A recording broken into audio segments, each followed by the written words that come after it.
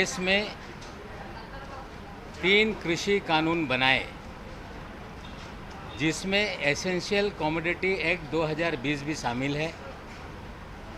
उस कानून में ये तरतूद की गई थी कि वॉर और दुष्काल की परिस्थिति में ही लिमिट्स इम्पोज किए जा सकते हैं।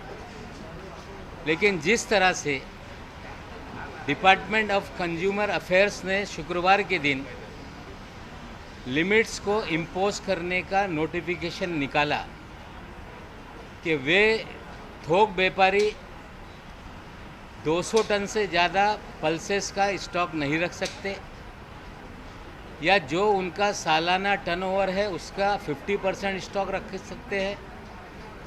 जो खुदरा व्यापारी हैं वो 5 टन का स्टॉक रख सकते हैं। इसका अर्थ ये है कि स्वयं केंद्र सरकार ने अपने ही कानून को दफन करने का काम किया है।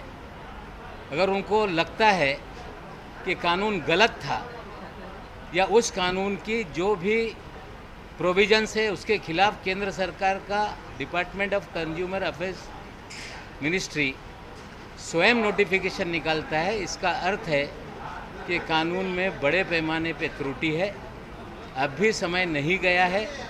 जब आप स्वयं उस कानून को मानने के लिए तैयार नहीं, तो तत्काल रूप से सुप्रीम कोर्ट का चाहे उस पर स्टे हो कि तीनों कानून केंद्र सरकार वापस ले, हम मांग करते हैं। मोहन भागवत जी का ये बयान कि भारत में रहने वाले हिंदू और मुसलमान सभी लोगों का डीएनए एक है, हम तो उससे आगे जाके बोलते हैं कि दुनिया में जितना भी मनुष्य जाति है सबकी डीएनए अगर देखा जाए तो कहीं ना कहीं सबका एक है।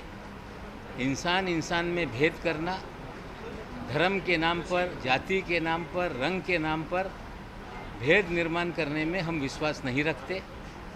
अगर भागवत जी का हृदय बदल रहा है तो हम उसका स्वागत करते हैं, लेकिन संघ परिवार हमेशा से वर्ण व्यवस्था में विश्वास करने वाला संगठन है।